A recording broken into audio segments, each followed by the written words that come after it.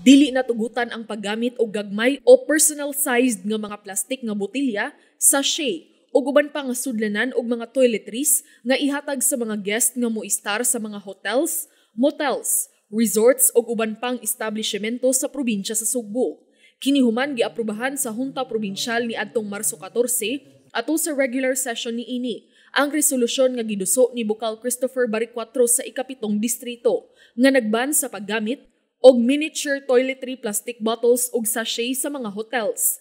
Lakip nga gidili ang pagpanghatag o pagbaligya ngadto sa mga guest og gagmay nga mga botilya sa sabon, shampoo, shower gel, conditioner, lotion, toothpaste ug uban pa.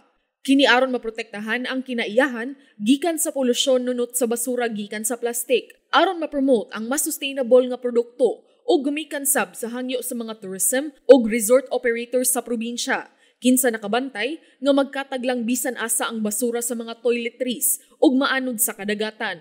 Imbis nga gagmay nga mga plastic bottles ang ihatag ngadto sa mga bisita, giawhag ang mga establishmento nga magbutang na lang og mas dako nga refillable pump bottles sulod sa kwarto.